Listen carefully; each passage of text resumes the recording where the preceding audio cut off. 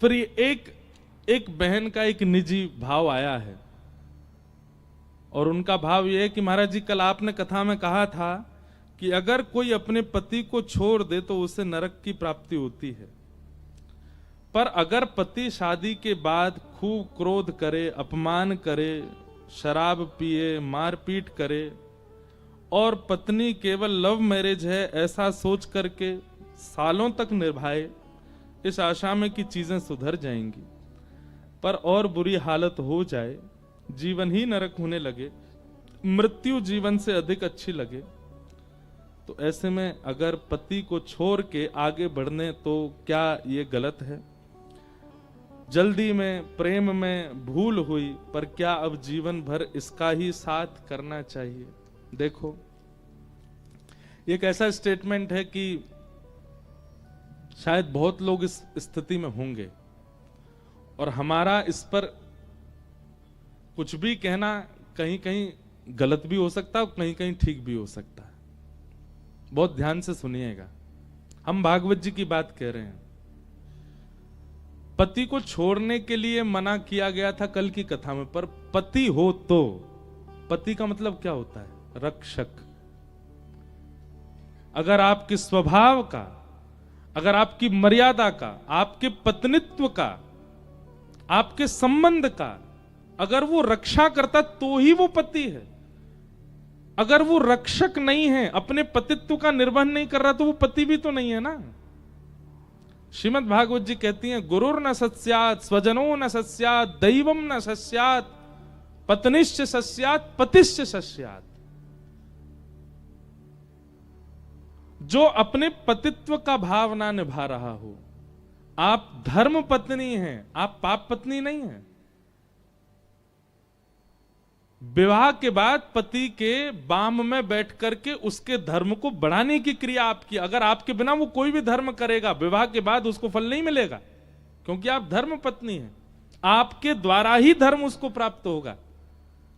अगर वो इस बात का सम्मान नहीं करता है, पत्नी के प्रति वो भावना नहीं रखता है जो होनी चाहिए, और सबसे बड़ी बात, पति शब्द का जो अर्थ है रक्षक, वो रक्षक का दायित्व नहीं निभाता है, तो ऐसे में निर्वहन करना उचित नहीं। भागवत जी कहती हैं, उस पति का त्याग करो जो भगवद मिलन में बाधा बने। अब सतियों के चरित्र अगर आप पढ़ोगे तो सतियों के चरित्र में तो ऐसा आया कि पति कैसा भी है, पर सती कन्या ने उसका त्याग नहीं किया, उसके संग निर्वहन करती रही, फिर उसके सतित्व पर ठाकुर जी रीझ गए। पर अगर आप सतित्व नहीं निभा पा रहे हैं और कहीं ना कहीं आप ठाकुर जी से विमुख होते जा रहे हैं, भक्ति से विमुख होते जा रहे हैं, पारिवारिक भावना, बालकों का, उनकी अपब्रिंगिंग वो भी नहीं कर पा रहे हो, तो फिर ऐसे विवाह का निर्वहन किस कार्य का है? तो कुछ बातों का ध्यान रखिए। पहली बात, यदि रक्षा का दायित्व वो नहीं निभा रहे हैं। दूसरी बात, मातृत्व और पत्नित्व का सम्मान नहीं कर रहे हैं। तीसरी बात, घर गृहस्थी, परिवार, बालकों का भी संरक्षण नहीं कर रहे हैं। और अंतिम बात, उनकी क्रिया से भगवत विमुख आप होते जा रहे हो, तो ऐसे में त्याग ही उचित है। ऐसे में त्याग ही उचित है। और ये बात मैं नहीं, भागवत जी कह रही हैं, पतिश्च सस्यात्, उस पति का त्याग करो जो भगवत मिलन में बाधा बने।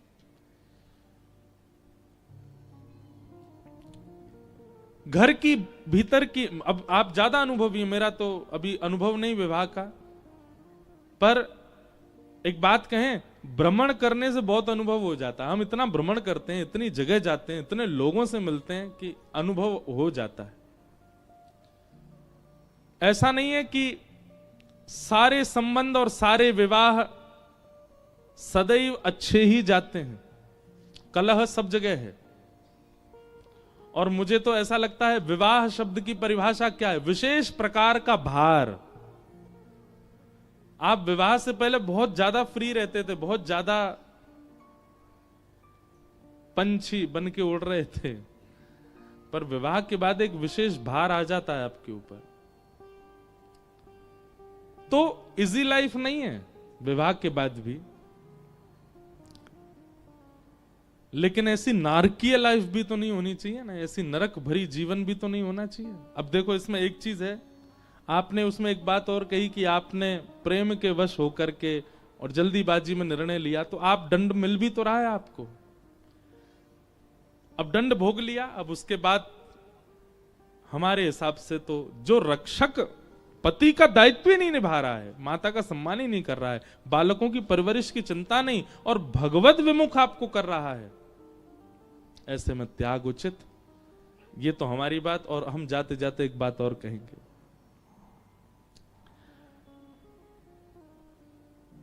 ठाकुर जी से इस विषय में जरूर पूछ लें। हमें ऐसा विश्वास है ठाकुर जी उचित उत्तर देते हैं। हमने बहुत बार अनुभव किया, हमारा तो पूरा जीवन ठाकुर जी पे ही चल रहा है। ठाकुर जी के सन्मुख पर्ची बना करके रखिए, जो भी आपके निर्णय हो, 2 हो, 3 हो, 4 हो, सब ठाकुर जी के आगे रखो। रात्रि शयन में ठाकुर जी को सुंदर भोग पधराओ, चरणों में वंदन करो और ठाकुर जी से निवेदन करना, मेरे लिए जो उचित हो, आपको जिसमें मेरी भलाई लगती हो, सुबह जब आपकी सेवा में हम आए, आप वही उत्तर हमको दीजिएगा। जरूरी नहीं है कि हर वस्तु का त्याग ही आपके लिए उचित होता है। कई बार गलत व्यक्ति और गलत परिस्थिति का परिवार में होना और संग में होना ही आपकी भलाई होती है।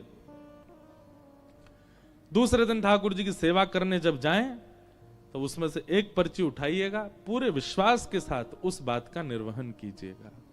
ठाकुर जी जो करें फिर उसका आज्ञा का पालन कीजिएगा। तो ये दोनों पक्ष आपके सामने हमने रख दिए हैं, जिनका भी ये पत्र है। बाकी द्वारिकाधीश सब मंगल करेंगे। भगवान करे कि त्याग की स्थिति ना आवे, ठाकुर जी ही सब मंगल कर दें, सब आनंदित कर दें। बस भगवत भाव आपके चित्त से नहीं जाना चाहिए, भगवत भाव बना रहे। गोस्वामी तुलसीदास जी के पीछे तो ब्याह के लिए महादेव पड़े। एक ब्राह्मण रोज अपनी पुत्री का संबंध लेकर के गोस्वामी तुलसीदास जी की कथा में आ जाते हैं। गोस्वामी जी से कहते मेरी पुत्री आपके बिल्कुल योग्य, आप उससे ब्याह कर लो। अब गोस्वामी जी मना करते। एक दिन महादेव प्रकट हो गए और महादेव प्रकट होकर के बोले तुम्हारी कथा में एक ब्राह्मण आते हैं। बोले जी, अपनी पुत्री का संबंध लेके बोले उसी से ब्याह करो। और महादेव ने कहा उससे ब्याह करोगे उसी से ही तुमको प्रभु श्री राम की प्राप्ति होगी। अब सोचो, महादेव यदि आज्ञा कर रहे हैं तो इसका मतलब है कि पत्नी अनुकूल है। महादेव यदि आज्ञा कर रहे हैं तो इसका मतलब क्या है कि गृहस्थाश्रम बहुत बढ़िया होगा। लेकिन हुआ उल्टा। रचा ये था गोस्वामी जी के जीवन में कि एक पत्नी से इनका विवाह हो और उसके प्रेम में ये पड़ जाएं, फिर एक दिन वो इनको ठोकर मारे, इनको त्यागेगी, तब इनको राम जी मिलेंगे। जरूरी नहीं है कि व्यक्ति का संग भगवत प्राप्ति कराएगा, कई बार व्यक्ति का त्याग आपको भगवत प्राप्ति कराता है। एक बात और मैंने कहीं सुनी, वो जब लड़का लड़की का ब्याह होता है तो उनके गुण मिलवाते हैं, कितने गुण मिल रहे हैं। तो उसमें एक पंडित जी कह रहे थे, पंडित जी नहीं घर के लोग कह रहे थे, बोले गुण कम ही मिलने चाहिए, ज्यादा नहीं मिलने चाहिए। मैंने कहा क्यों? बोले पूरे गुण मिले थे तो राम सीता जी के मिले थे, सारे गुण मिल गए थे।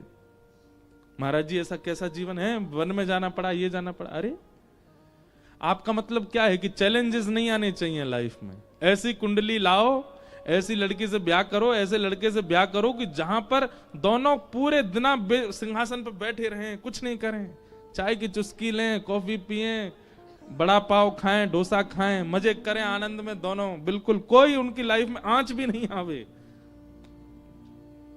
ऐसा नहीं होता।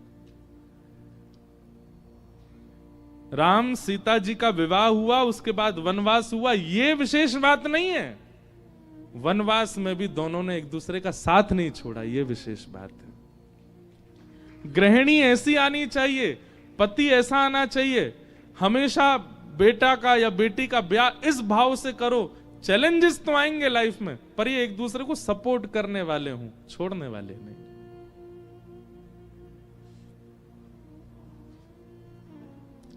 तो जिन बहन का भी ये भाव है, हम आपसे प्रार्थना करते हैं, एक निर्णय आपका गलत हो चुका है पहले ही, अगला निर्णय ठाकुर जी पर छोड़ो और बहुत सोच विचार करके, जो बातें मैंने 4 कही हैं, उन बातों में यदि आपके पतिदेव नहीं घट रहे हैं, तो फिर ठाकुर जी के सन्मुख भाव रख के या तो स्वयं ही दृढ़ विश्वास करके त्याग करो, या फिर ठाकुर जी से पूछो।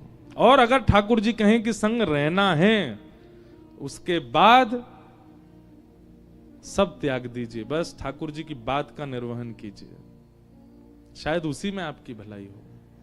और अगर ठाकुर जी कहें कि त्याग ही उचित है, तो फिर श्री द्वारिकाधीश के चरण सन्निधि ले लीजिए और आगे बढ़िए। बोलो द्वारिकाधीश की जय। ये सब प्रश्नों के उत्तर